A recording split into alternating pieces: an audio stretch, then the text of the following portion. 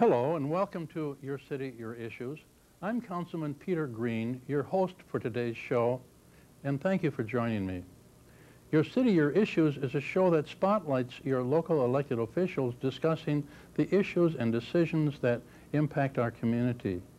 This brings me to today's topic, which is community. By that I mean community college and community theater. Representing Golden West College's computer science lab is Don Nielsen, and representing Huntington Beach Playhouse is Don Stanton.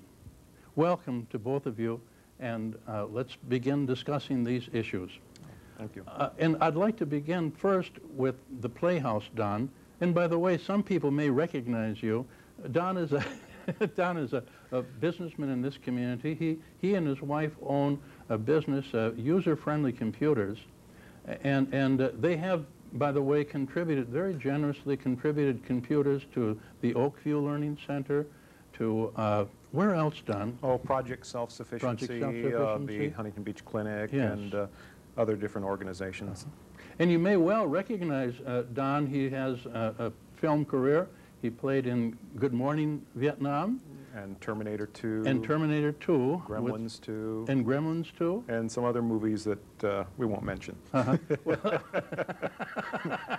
You wouldn't remember them.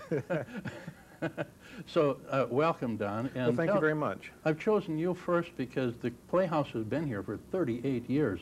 College has only been here about 33. That's right. Well, yeah, the Playhouse started back in 1963 as an idea put together by a Citizens Advisory Committee.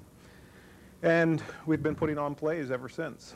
We've had many, many different homes, and we have a full season that we present every year. And right now that we've just gotten our 2001 series season all ready to go. I brought a couple of slides, but one of them I thought I'd mention what our 2001 season is going to be, which yes, we're very interested in. Next year, we're going to start off with the musical Cabaret, followed by Daddy's Dyin', Who's Got the Will, Blithe Spirit, The Odd Couple. Merry Wives of Windsor will be our Shakespeare in the Park. We have another musical coming up called Personals, and then Bus Stop and the Philadelphia Story. So we're pretty excited. We've got a great season lined up, and we're very, very excited about it because in that, I think it's 37 or 38 years that we've been producing plays, we haven't received any money from federal grants or state grants or any type of thing like that. We actually survive on our membership and our season tickets and our ticket sales. So it's quite an accomplishment to stick with it that long just on our ticket sales. Now, this is a community theater for the city of Huntington Beach. Correct. And you're all volunteers. All volunteers. The board members are all volunteers. And what makes us a little bit different from most board members on organizations is that we are a working board. Our board members just don't come to a meeting once a month. Our board members have to produce a play. Our board members serve as house manager at least one night during the run of a play. Our board members roll up their sleeves and help paint the sets. And actually what we do is, the biggest challenge is that our sets are built at a different location from the theater. As you know, we perform in the Huntington Beach Library Theater, but our sets are built in a, constructed in a industrial complex that's on Gothard, which we call the Huntington Beach Playhouse Annex. And there we keep our props, we keep our costumes, we build our set. The actors rehearse on the set there at the annex, and then 1 week before production, the whole set gets torn down, put on a truck, driven over to the library, and reconstructed in the 1 week before opening night. And all the members of the board of directors. We try to get as many as possible on it. Usually the board members that are producing that particular play are responsible for getting the volunteers necessary to move a set. And even the actors pitch in and help. So are the actors, many of them local also? Our actors will sometimes come as far away as Los Angeles to perform in our plays. So we're very, very, very well known across the community. And that's because they would like to see that on their vita or on the resume? On the resume. Also, your your reputation? Well, you do a lot of free work as an actor, and I did a lot of that in my younger days. I did a lot of, at that time I lived in Los Angeles, and I performed a lot in Little Theater in Hollywood, and I was a member of the Maskers Club when it existed down in Hollywood. And we did a lot of free performances. You pay your dues, and this is how an actor practices his craft and improves how he can perform, and also get some notoriety, and then maybe be discovered by an agent or somebody who wants to use you in some sort of a television or movie production. Well, I've seen it. My wife and I began seeing the plays in 1970 at the old barn. There's an old barn on Main Street, wasn't there? That was one of our first places. Tell me about that. Well, let me tell you about some of the places that we've been. We have the Playhouse in 1963 performed in the music room at the Huntington Beach High School. It also performed in the music room at Marina High School, the Memorial Hall in downtown Huntington Beach, and in the municipal court, and that was our first year. After that, we spent quite a few years from 65 to 1975 at the barn on Main Street, which you mentioned in Huntington Beach. Yes, Then that gave way to the Bulldozers, and we spent a year in 1977 at the Hyatt Hotel on PCH in Seal Beach. In 1979, from 1979 to 1985, we were in the Seacliff Shopping Center. 1987 to 1991 at the Geisler School. And then in 1993, we found a new home the city provided for us, made it when the library was reconstructed and expanded. We finally found our home in the library theater. So in the Central Park Library Theater from '93 until present. And at that time also we produced Shakespeare in the Park. So every summer we have a Shakespearean production in the park as part of our season. So it's a lot of fun. Now, that Shakespeare in the Park, you had something last summer, Midsummer Night's Dream, was it last summer? I'll say the last year was Love's Labor's Lost. Okay. It's usually a Shakespearean comedy, is it? No, it just depends. It just depends on what the producers pick. We have a play selection committee that gets together, goes through the different plays. We usually want to have a comedy, we want to have a musical, we want to have a Shakespearean play, and then the play selection committee also gets together with the different directors and try to line up a director with the play that you've selected, and just go from there. There's a lot of work that goes into it, because then we have to get the rights for the plays, and sometimes we'll have our season all lined up, and at the last minute the rights will be canceled because some professional group has decided to do the play, and then they take the rights away from the play, and we have to at the last minute find a new production to substitute. It hasn't happened too often, but it does happen, and it's a headache. We've seen some great plays there. Two stand out in my mind right now. Maybe you have a list of them. A Few Good Men. Yes. You produced that. And it so happened, my wife and I saw this film with Jack Nicholson. Yes. And then we saw it here at your play. That was a little bit better here. It was better well, here. I'm sure it was. It was before my time. I've been on the board for about a year and a half now. Flint Morrison played one of the roles, and he, of course, here is involved here. I'm sorry. Tremendous job. That's wonderful. And he's fortunate. He can still fit into his old Marine uniform. Some of us can't. You couldn't do that. I couldn't do that. Jeez. But he can. That's great. But it was a great play. Yes. And then Music Man. Oh, that was wonderful. Oh, sure. And this year we opened with Evita, which was a very, very popular play back in January. It was. Very successful and just outstanding production. We should give people the telephone number where to contact. Tim's going to run that on the screen. What is the phone number? Oh, sure. You want to call our business office at the Annex. The number is 847-4357. And ask for Landy, especially for people who would like to volunteer some time. We're always looking for volunteers. Looking for volunteers. We're even looking for maybe some new board members who are willing to put in the work. There's a lot of work to be a board member on the Huntington Beach Playhouse, and it's not for the faint of heart. There are a lot of people in this community who are rich in talent and experience, and I'm sure there are some who will respond to this. Oh, wonderful. And I hope so at any rate, because you need volunteers to keep the organization going. How long have you been with it, Don? About a year and a half. And this year I'm serving as the treasurer. And if you ever want to find out how much goes on in an organization, become the treasurer. Sometimes you know too much. It is so much work. It's actually a full-time job. I've actually had to pull back from some of my other charitable time I that I understand your wife donate. helps you a lot on Oh, that, too. she definitely helps me. My wife, if it wasn't for my wife, I wouldn't be the treasurer. She's a bookkeeper by profession, and she keeps me in line. Yeah. And now, are you going to direct any plays? No, I don't have that as a plan. As usually, the board members will produce a play. And in producing a play, there's a lot to it. Producing plays, make sure that you have your advertising out on time, make sure you have your programs created. You have to have your programs in time for the production so that they can hand them out. You also have to make sure that you have your volunteers necessary. We have a group called the Encores, which serves the refreshments at the intermission. And so there's a lot of organizing to make sure that we have the coffee and the refreshments ready for the encore people to be ushers and serve the coffee. There's just, I can't tell you how many volunteers it takes to make the Playhouse run, but it definitely would not run without our volunteers. And I imagine there's always a high spirit of enthusiasm whenever a play opens.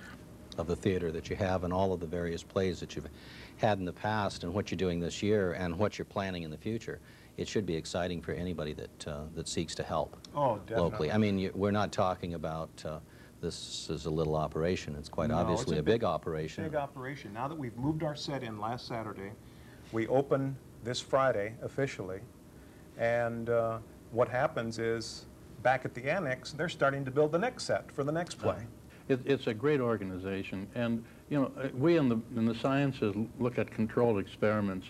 If you could look at the city of Huntington Beach without Golden West College and without the community theater and Golden West with these, you'd see a great significant difference.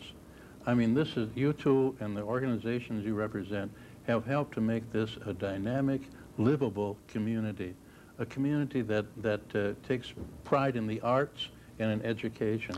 You're right. And right at the very top, too, in computers. I mean, you working in computers and your computers, and both of you in education. You and your organizations have contributed a lot to this city. I should mention that the computer industry is with us, and the Huntington Beach Playhouse does have its own website, which is www.hbph.com. So anybody who wants to learn more about the Playhouse and what we do can get online and check us out. I hope they put that on the screen, too. That would be helpful.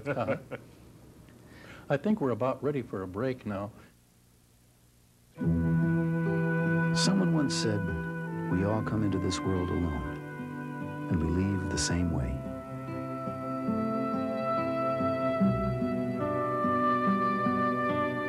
But in between, we have the chance to connect and help each other, to find ways you can do something to connect with the people in your community, called the Points of Light Foundation.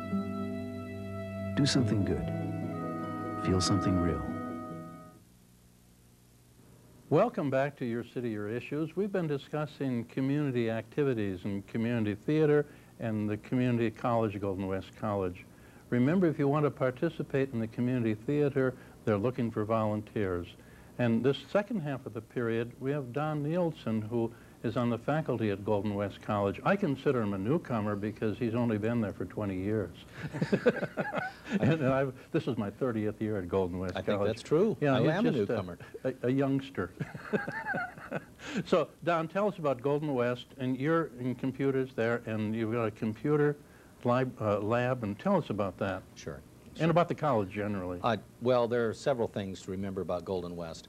It's very, very public-spirited, and it's keyed specifically and uniquely to Huntington Beach.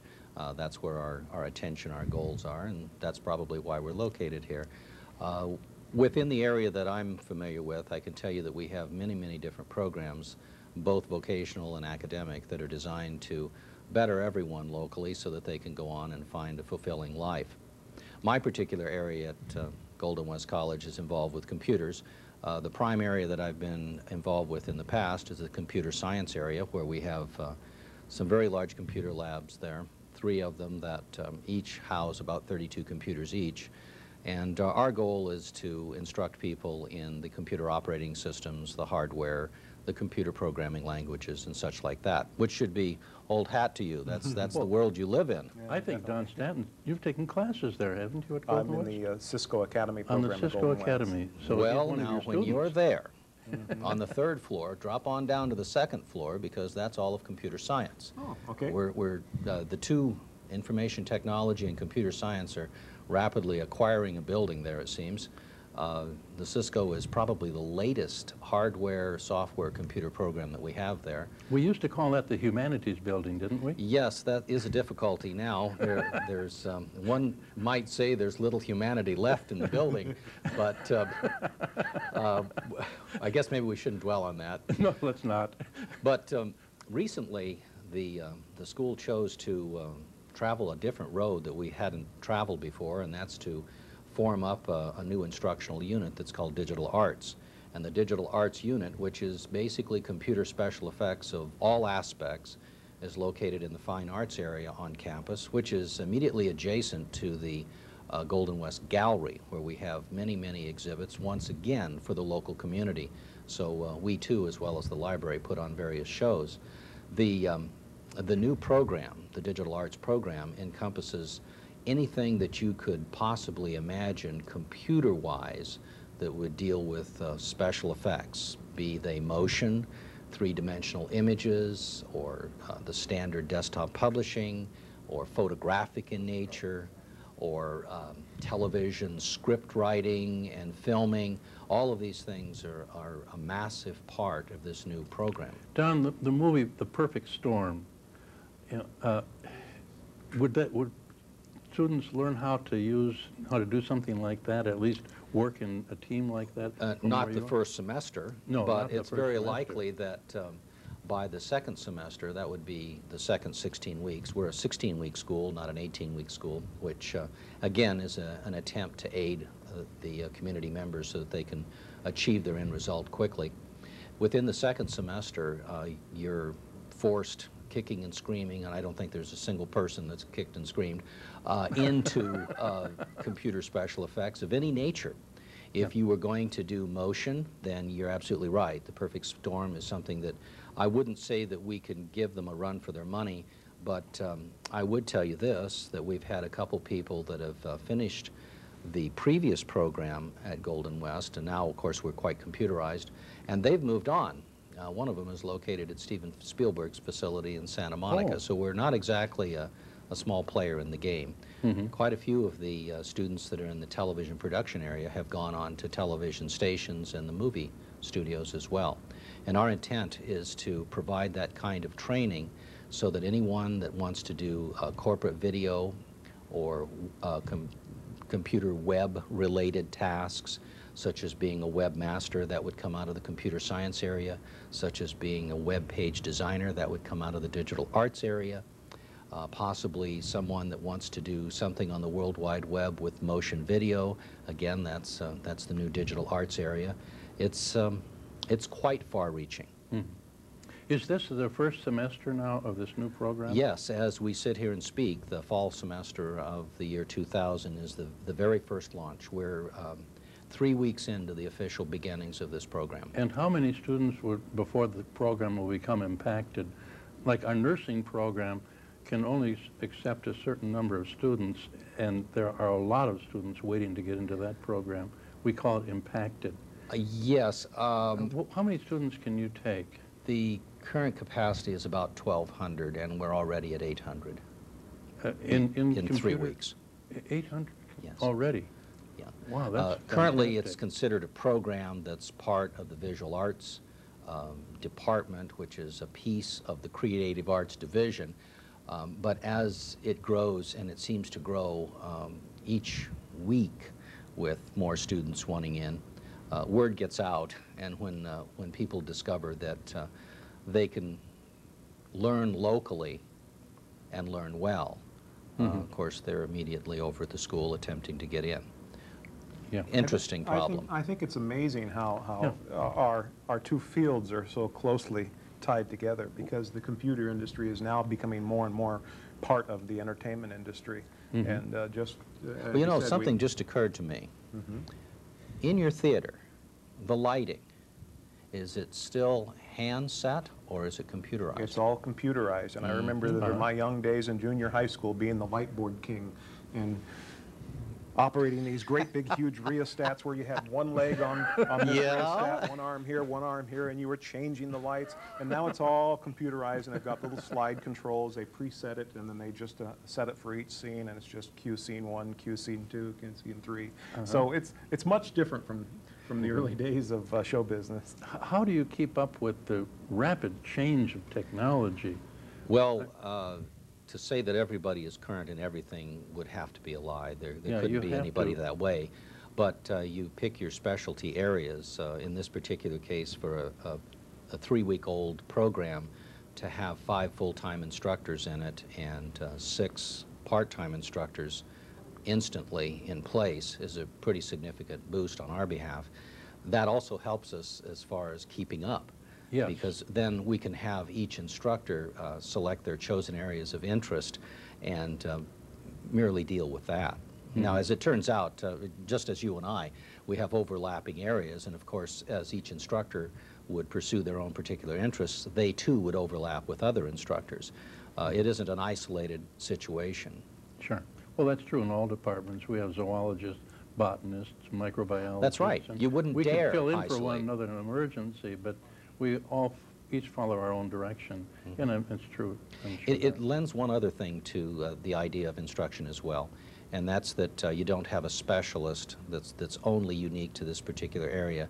Yeah. There is a footprint that leads over, so each instructor can speak to their own knowledge, but they can also speak to, let's say, the person next to them's knowledge, and so there's a handoff, and that's important. Now, do you still teach the basic introductory computer programs for someone who just bought a PC? And interestingly enough, we do both. We handle the You have a broad range, haven't you? A very, very broad range.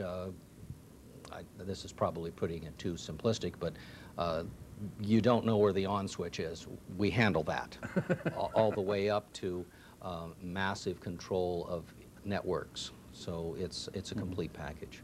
Yeah. So it's a great program. It's a great campus. Now, this fall it opened, the campus is crowded with students. And yes, it high is. Enrollment. Classes are all full. It's nice to walk across. We can probably credit that to all the different instructional vehicles. Yeah. We have online instruction now. We have that Weekend Express environment, which allows people to complete triple the amount of courses that they could normally do in a semester. And the instruction is just as good. I'm afraid our time is to an end. Thank you both very much, and thank you for taking time to be here today and talk to us about these issues. I'd like to also then thank the audience for participating by watching, and they also know now where to reach you, Don, 892-7711. That's right. And where to reach you, and you're looking for students? We're always looking for students, and you're looking for volunteers. Volunteers. And people are interested in the arts. Correct. Yeah. Well, thank you very much for being here today. Thank you. Thank you. Yeah. I'd also like to thank you for joining me, and remember, if you have any questions about the Huntington Beach Playhouse, call their business office, 714-847-4357. Or if you have any questions about classes at Golden West College, you can call them at 714-892-7711. If you have any comments about this series, please write to HBTV3, Station Manager Richard Barnard at Huntington Beach Civic Center, 2000 Main Street, Huntington Beach, California, 92648. Or call us at 714-536-5577. We really value viewer comments, so until next time, please stay informed by watching HBTV3, your window to open government here in Huntington Beach. I'm Peter Green, bidding you goodbye for now. So.